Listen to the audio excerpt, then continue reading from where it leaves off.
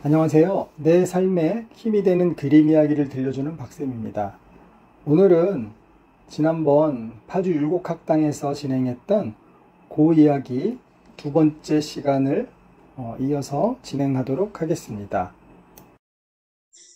이 방이 고우가 그 아르레에서 그 생리니 지역에 있는 생폴 요양원 정신병원으로 이제 옮겼을 때 생폴 정신병원에 있는 고우의 방입니다.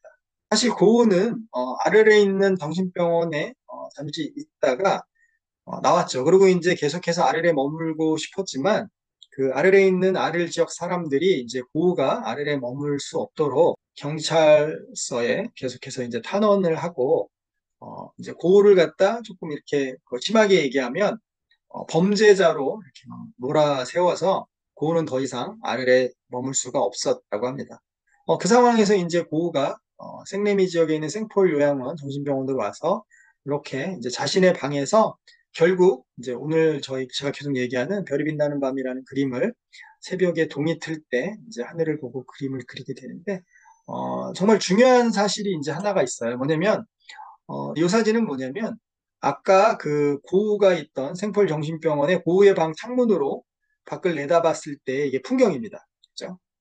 제가 왜 이제 이야기를 하냐면 고우의 방에서 밖을 바라봤을 때 풍경은 하늘과 그리고 산과 그죠?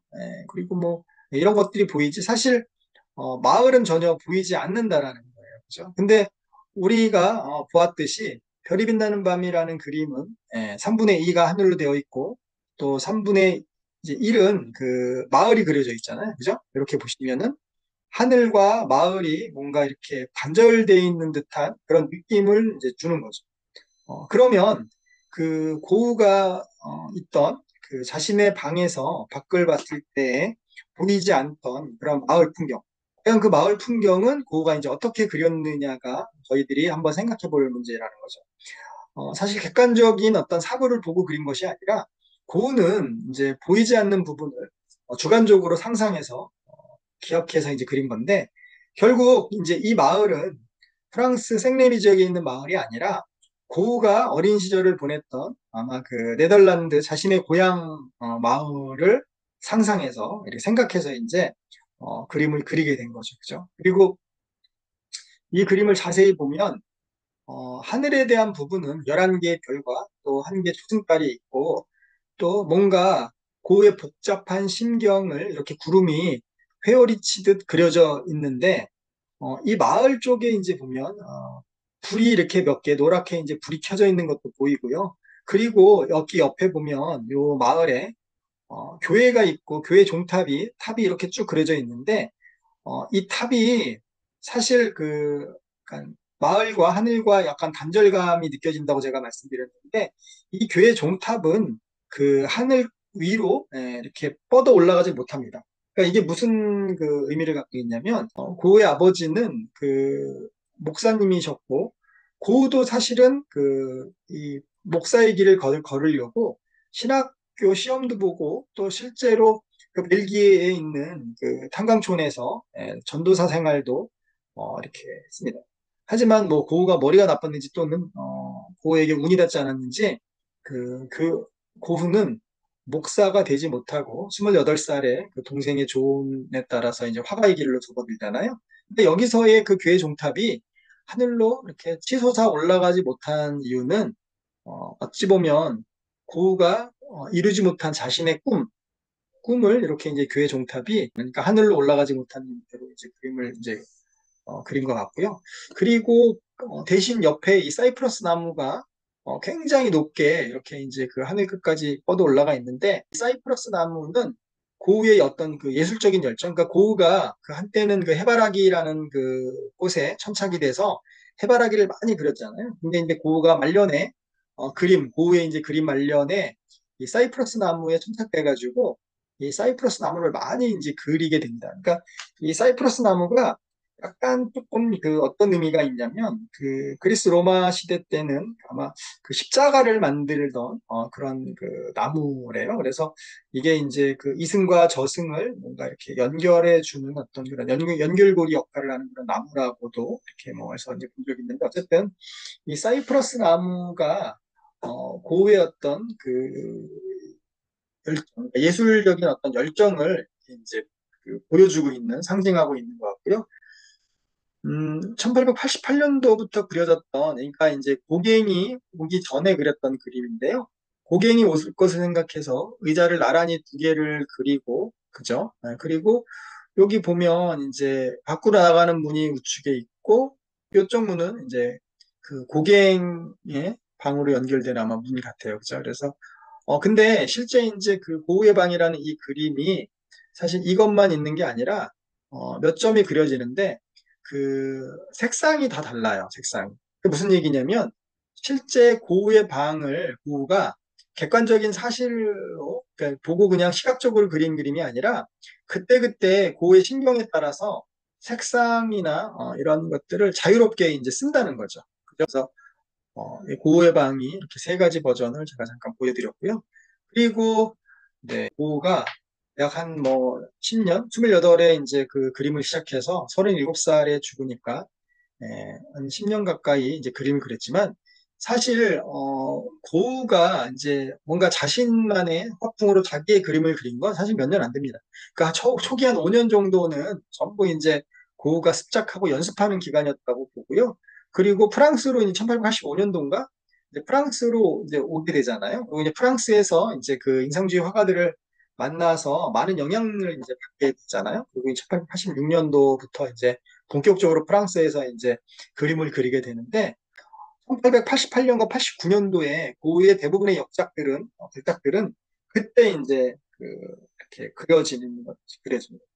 이 그림이 이제 그 아르레 붉은 포도밭이라는 그림인데 1888년도에 그려진 그림인데 이 그림이 1890년도에 이 작품이 팔리죠. 그러니까 유일하게 고흐가 이제 그 동생이 그렇게 유명한 아트딜러임에도 불구하고 실제 고흐의 그림이 이제 일반적으로 판매된 그죠? 그러니까 뭐 객관 어떤 실제 그 거래가 돼서 판매된 유일한 작품이라고 보시면 될 것 같아요. 붉은 포도밭이라는 그림인데 이 그림도 보면 이 포도밭, 붉은 포도밭이 굉장히 강한 색상으로 이제 그 칠해져 있고 사실 원래 이제 그 포도밭 색깔 또 일을 하고 있는 이 일꾼들의 어떤 그런 그 색상 그죠? 이 일꾼들의 옷이라든가 또는 얼굴이라든가 이런 일꾼들의 색상 이런 색상들이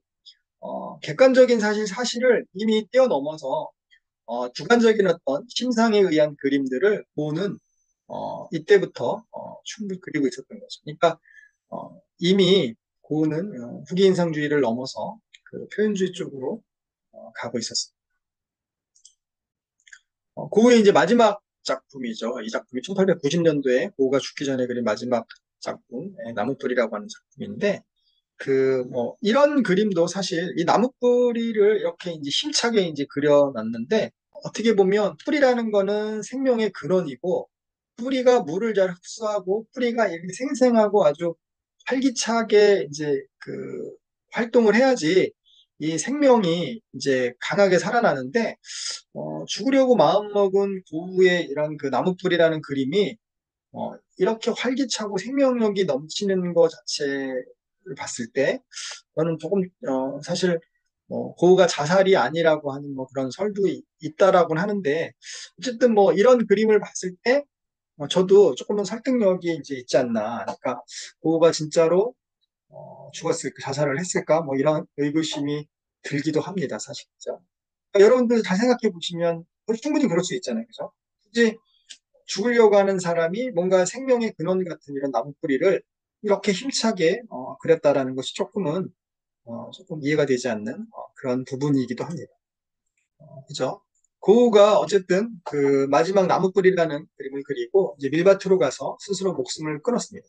근데 이제 총구가 머리가 아닌 그 가슴을 향하고 있어서 고우는 현장에서 직사하지 않고 라브 여관으로 돌아와서 이제 이틀간 살다가 그 소식을 듣고 달려온 동생 테오의 품에서 죽었다고 합니다. 근데 이때 고우가 죽기 전에 이제 테오에게 이제 이것 좀 끝내달라고 이렇게 이야기를 하고 그러니까 고우가 뭐 즉사를 하지 않고 한 이틀 정도 살았으니까 뭐 사실 자살이 맞기는 맞는 것 같네요. 그죠? 만약에 고우가 타살을 당했다고 하면 당연히 뭐 이틀 동안 살아 있었으니까 자기가 죽지 않고 누가 자기를 죽였다고 이렇게 이야기를 했겠죠. 그죠? 근데 안타깝게도 아마 그 평생 동안 그 형제 이상의 어떤 그런 그 사랑, 우애 뭐 이런 거와 또 평생 또 예술가로서 또는 형으로서 또 어떤 그 파트너로서 어쨌든 그 600통이 넘는 편지를 서로 주고받으면서 그렇게 의지하고 했던 그 형이 이제 이렇게 자살을 했을 때의 어떤 그 태호의 심정, 동생의 심정은 정말 이루 말할 수 없었을 것 같아요. 아마 그래서인지 또 태호 역시 고우가 죽고 나서 6개월 정도 살다가 그죠? 심한 그 뭔가 이렇게 그 병이 악화되면서 태호도 6개월 만에 이제 죽게 되는 그런 비극적인 그 생을 마감하게 됩니다. 이 그림이 이제 그 뭉크의 절규라고 하는 그림이잖아요. 그죠? 이게 현대미술 표현주의 탄생이라고 제가 이제 써놓긴 했지만은 1891년도에 뭉크는 프랑스로 와서 뭔가 이제 그 심상으로 마음으로 이제 뭔가 이렇게 그림을 그리는 것에 몰두하고 연구하고 있을 때 고흐의 별이 빛나는 밤이라는 그림을 보고 자신의 어떤 경험, 그죠? 그러니까 아마 이렇게 친구들하고 해질 무렵에 산책을 나갔다가 그 강가에 노을이 떨어지는데 그 강물빛이 핏빛으로 보여지고 느껴지고 또 그래서 공포가 엄습해 왔고 또 비명을 지르게 됐다. 뭐 이제 이런 그 이 절규라는 그림이 그려진 어떤 그런 일화가 있잖아요. 그래서 이제 초창기 때 이 그림의 제목이 처음에는 비명이었다고 합니다. 그죠? 비명이었고 나중에 이제 절규로 이제 그림 이제 제목을 바꿨고 이 똑같은 그림을 총 그 5점이 다섯 점을 그렸다고 합니다. 근데 이제 이 그림이 그러니까 4개의 회화 작품 중에서 한 작품이 그 영국의 그 소더비 경매장에서 그 낙찰이 됐을 때 대강 그게 그 낙찰가가 한 1280억 정도, 거의 한 1300억 가까이에 그 팔렸다는, 낙찰이 됐다는 그런 기사를 제가 본 적이 있습니다. 아무튼 그래서 그 고흐의 이제 별이 빛나는 밤이 이렇게 뭉크의 절규로 이어지면서 그 표현주의 회화로 이렇게 가게 되고요.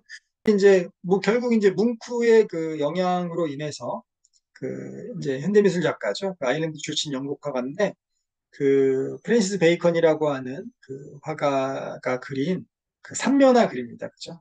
그러니까 지금트 프로이드라고 하는 정신 분석학의 석학의 그 손자인가 아마 그걸 손자로 알고 있는데 루시앙 프로이드의 뭐 삼면화를 그린 그런 그림인데 이 그림이 이제 그 어떻게 보면 표현주의를 완성하는 그런 그림으로 완성한 그림으로 이제 알고 있고요. 또 이 프란시스 베이컨이라는 화가의 그림들을 보면은 굉장히 그 사람을 고깃덩어리처럼 그려놓은 것이 굉장히 특징입니다. 음, 이렇게 확대해 보면 또 이제 이렇게 되는 거죠. 이 프랜시스 베이컨과 그 영국의 대처 수상의 일화도 있는데 잠시 말씀드리면 영국의 대처 수상이 프랜시스 베이컨을 만났을 때 당신 왜 이렇게 그 그림을 공포스럽게 또 무섭게 그리냐 이렇게 이제 그 질문을 아마 했다고 해요. 뭐 질문이 아니라 어떤 그런 식으로 이제 이야기를 했다고 합니다. 근데 그게 이제 그 즉답으로 했는지 아니면 뭐 나중에 그 이제 프랜시스 베이컨이 따로 얘기했는지 모르겠지만 그 대처 수상의 그 질문에 대해서 이렇게 이야기를 했다고 합니다. 그러니까 내 그림이 아무리 무섭고 공포스러워도 당신들 정치인들이 하는 정치보다는 덜 무섭다고 이렇게 이제 대답을 했다라는 어떤 그런 그 이야기도 제가 기사에서 읽은 기억이 있습니다. 지난주에 그 했던 강의에 대한 내용들이 이제 이런 내용들이고요. 그래서 이제 그 별이 빛나는 밤에라는 그림을 가지고 이렇게 이제 그쭉 이야기를 하고 이 그림을 보았을 때 이제 그는 어떤 내 마음의 단어 또는 이제 시어들을 갖다 찾아가지고 이렇게 써보는 겁니다. 그죠? 뭐 이건 뭐 제가 쓴 거죠. 사이프러스 또 뭐 꿈, 회오리 내용원의 안식처, 뭐 시면, 뭐 이런 이제 저는 그냥 이런 단어들을 제가 그냥 생각나는 대로 이제 썼던 거고 그 제 강의를 듣는 그 분들도 아주 좋은 분들인데 그분들도 아마 이제 이런 식의 단어들을 이렇게 이제 스스로들 이 그림을 봤을 때 느껴지는 단어들을 찾아서 이렇게 쓰게 되는 거고요. 그리고 저는 이제 제가 쓴 그 단어들을 가지고 이렇게 이제 뭐 나름 한번 시라는 거를 한번 이렇게 써봤습니다. 그래서 그 제목이 별이 빛나는 밤입니다. 한번 좀 읽어드리면 제목 별이 빛나는 밤. 아침에 눈을 뜨면 사라지는 나의 꿈이 안타까워 눈을 비비며 하늘을 본다. 간밤 카페 가스등처럼 선명했던 내 꿈은 여명 속 안개에 사라지고 내 삶도 차츰 희미해진다. 꿈은 얼마 남지 않은 내 생의 끝에서 사이프러스가 되어 하늘을 꿰뚫는데 그 속에 고향이 있다. 밤마다 노란 불빛이 별처럼 빛나던 맑은 눈망울 속 지금 내 깊은 심연에 잠들어 있다. 아직도 밤이면 마을에는 불빛이 밝을 것인데 내 심장 배터리는 점점 희미해져만 가고 이 밤 하늘에 닿지 못한 내 꿈은 고향 마을의 교회 종탑 끝에서 엉엉 울고 있다. 이렇게 이제 시를 이제 제가 즉석에서 이제 시를 한번 써본 거고요. 뭐, 뭐, 이 시를 잘 썼든 못 썼든 그게 중요한 게 아니라 사실은 이제 제 강의의 어떤 제 강의의 목적은 우리들의 어떤 감성을 조금 말랑말랑하게 만들어 주는 게 이제 목적이고 아무래도 이제 감성이 좀 말랑말랑해지면 행복한 삶이 조금 부드러워지고 또 내 삶이 부드러워지면 내 주변이 조금 이렇게 부드러워지는 어떤 그런 연쇄 효과 뭐 이런 것들을 좀 그 목적으로 하고 있습니다. 그래서 뭐 고우의 이야기를 하고 또 별이 빛나는 밤이라는 뭐 그림에 대한 이야기를 하고 또 거기에 맞는 단어들을 찾고 또 그 단어를 이제 문장으로 만들어서 이렇게 한 편의 나만의 시를 써보는 어떤 그런 게 이제 제 강의의 어떤 목적으로 이제 보시면 될 것 같고요. 어, 사실 뭐 재미는 없는 것 같아요. 제가 생각해도 제 강의가 재미가 없는 것 같아요. 그러니까 저는 뭐 유머러스한 사람이 아니기 때문에 별로 재미는 없는데 나름 그래도 뭔가 제 강의를 통해서 이제 사람들이 감성이 좀 말랑말랑해지면 좋겠다는 생각이 들고요. 그리고 제가 지난주에 강의 마지막에 말씀드렸던 내용이 바로 이겁니다. 뭐냐면 1890년 7월에 고흐는 밀바트로 가서 스스로가 37세에 자신의 생을 스스로 마감을 하죠. 하지만 고흐의 인생, 한 인간으로서의 고흐는 37살에 짧은 생을 마감을 하지만 예술가로서의 고흐는 전 세계 사람들의 마음속에 아직까지도 생생하게 살아있고 어쩌면 시간이 더 지날수록 고흐의 어떤 예술적인 삶은 더 밝게 빛나지 않을까 하늘의 별처럼 저는 이제 그런 이야기를 하면서 지난주에 강의를 마쳤습니다.